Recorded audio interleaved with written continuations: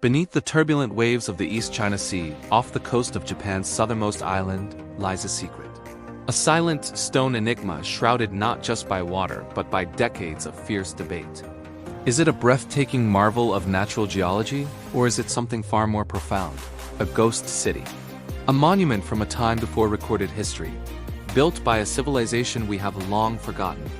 They call it the Yonaguni Monument, a submerged world of impossible angles and colossal steps that whispers a story of a lost chapter in the human saga. What you are about to see will challenge everything you thought you knew about the ancient world. For in these depths, we must ask the ultimate question. Are we looking at the work of nature or the ruins of a Japanese Atlantis?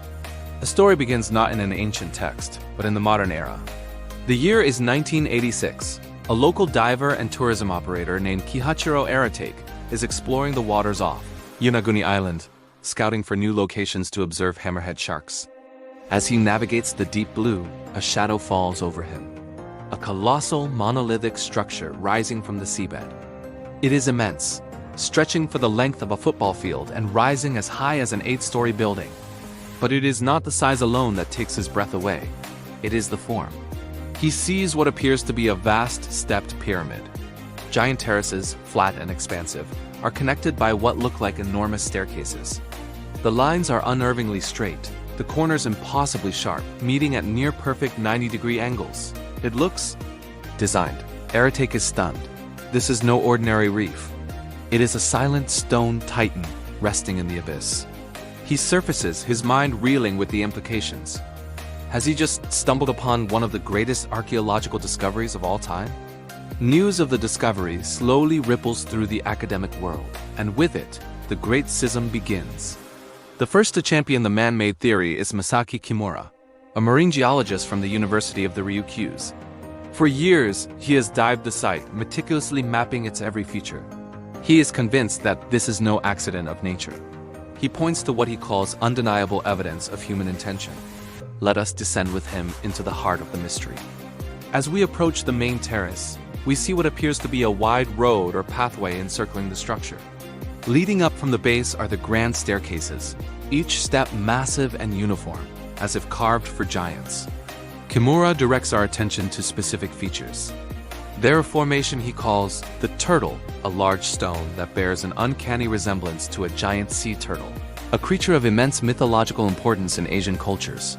Nearby, he points out what he believes are post-holes, circular indentations in the rock designed to hold wooden posts for some long-vanished structure. But the most compelling evidence, for those who believe, are the details. Proponents claim to have found tool marks on the stone surfaces, the distinct parallel grooves left behind by ancient chisels. They point to drainage channels, seemingly carved to direct water, and even what some interpret as rock-hewn sculptures and reliefs. One feature, known as the triangle pool, is a triangular depression with two large, round holes at its edge, a design with no known natural equivalent. Kimura argues that this is not one structure, but a complex of them.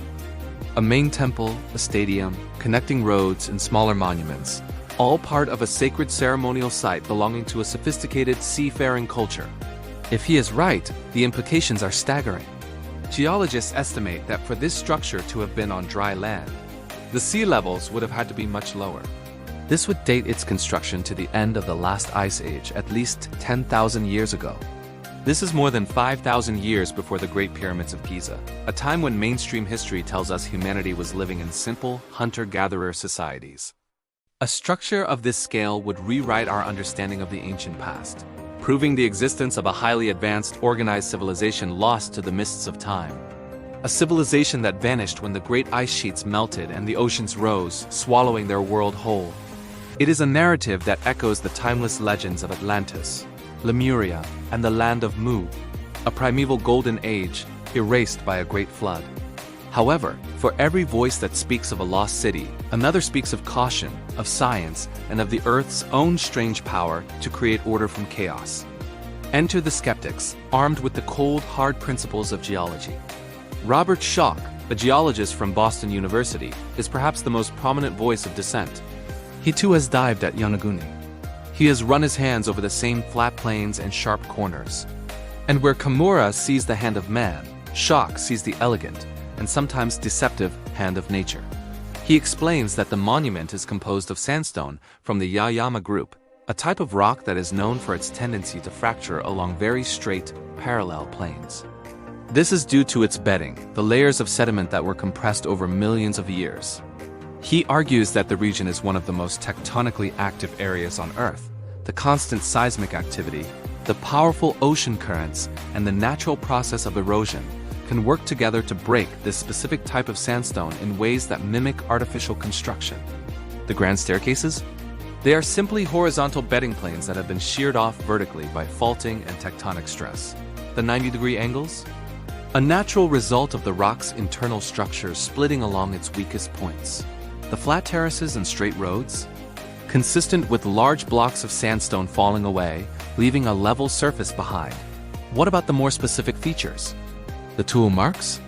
Schock and other geologists suggest they are simply natural scratches and scour marks, carved not by human tools, but by the relentless action of water and grit over millennia.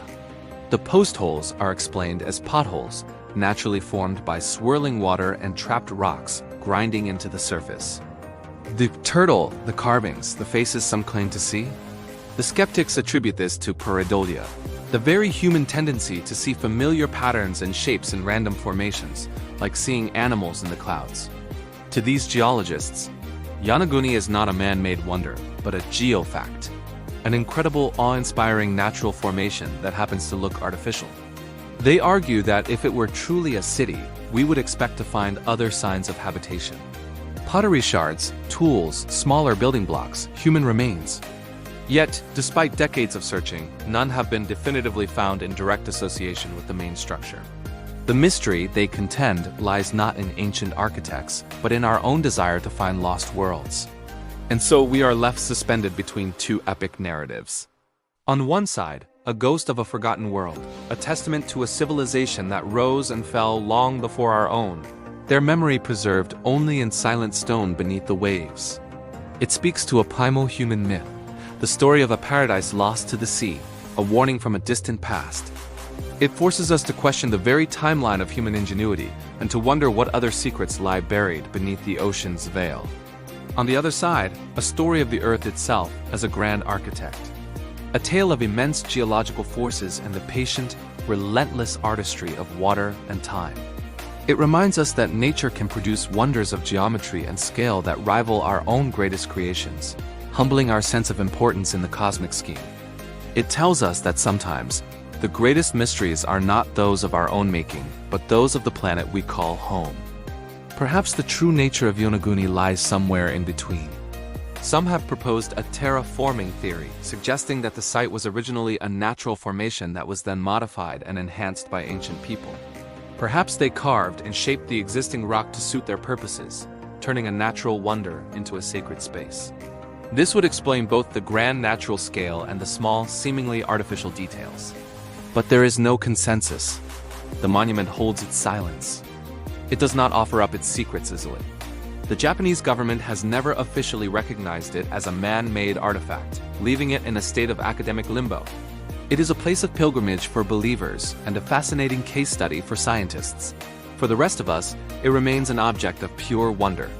As we ascend from the depths, leaving the silent monolith to its ancient slumber, the question echoes in our minds. What did we just witness? The cradle of a forgotten civilization or a masterpiece of geological chance? Is it a message from our ancestors or a lesson in the planet's awesome power? The truth remains guarded by the deep blue, a timeless riddle written in stone. And perhaps the enduring power of the Yonaguni Monument lies not in any definitive answer, but in its eternal, profound mystery.